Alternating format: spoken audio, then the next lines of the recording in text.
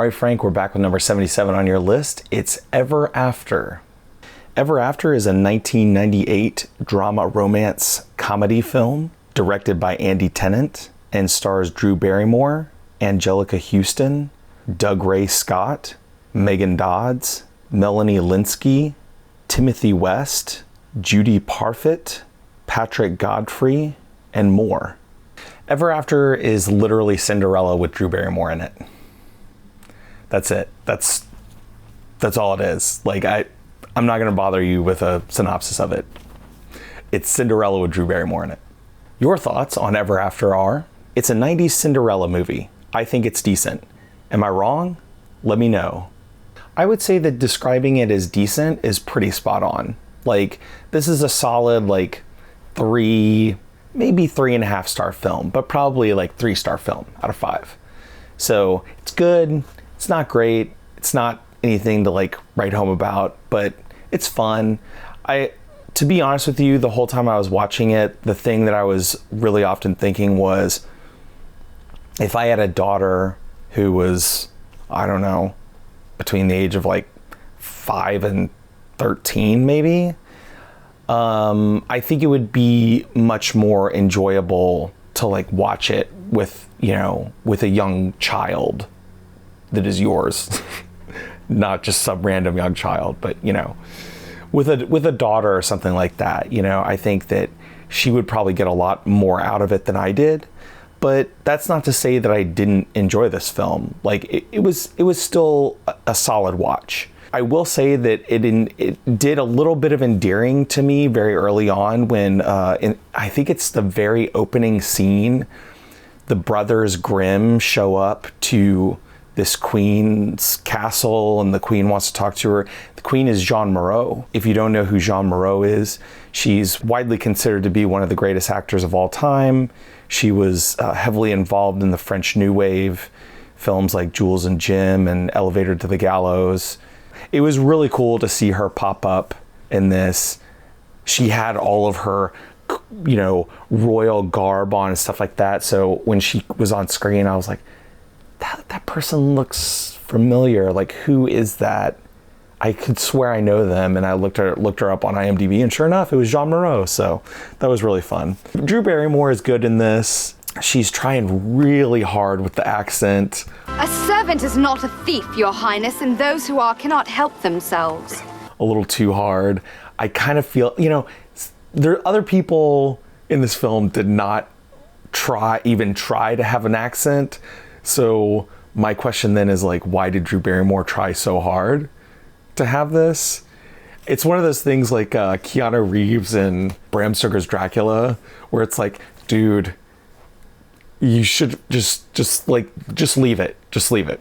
Like, we're fine. Just speak regular. It's fine. I've seen many strange things already. Bloody wolves chasing me through some blue inferno. It still makes me laugh. Like, I think I watched it like a couple of weeks ago, and I'm just now making the video, and it still makes me laugh when I think about it. But she does a good job. You know, Anjelica Huston is great. She's the evil stepmother. The 2 daughters are great in it, Megan Dodds and Melanie Lynskey. I love Melanie Lynskey. To me, she is a really great actor that's incredibly like underused. Like, you just don't see her as much as I feel like you should. Like, I feel like she should be in a lot more stuff. But they're great. I think it's hard sometimes to make a film like this where you're taking a story that literally everybody knows. Everybody knows Cinderella. Everybody's seen the Disney version of it. It's hard to take something like that and make it new and interesting. While I don't think that the sole act of doing it as live action versus animated makes it interesting enough to stand on its own, I think that some of the people that they chose as actors and some of the way that they spun the story is what kind of takes it to that point where it's like, okay, this is worthwhile to watch versus, you know, just watching the Disney animated Cinderella, you know, for the 100th time or whatever. There's a really funny scene in the film that I actually, this is probably the part that I enjoyed the most, where Danielle, who is Cinderella. She's not called Cinderella in the film, she's called Danielle. And Prince Henry, who is Prince Charming. At this point, they have met and they're going on a walk in the woods. He thinks that she is like part of some royal family or something. And that's why he's sort of courting her, is because he's supposed to be in an arranged marriage, but his father, the king, gives him like a week or something to find somebody that he loves before they make the prince marry this person that he's betrothed to or whatever. And so he meets Danielle. He thinks that she's part of this royal lineage. They go on a walk in the woods and they get accosted by this band of gypsies. The scene starts out kind of like one note and you're like, okay, whatever. But then it turns into something where it's actually like very humorous and like energetic and full of life. And that was probably my favorite single moment in the film, I guess.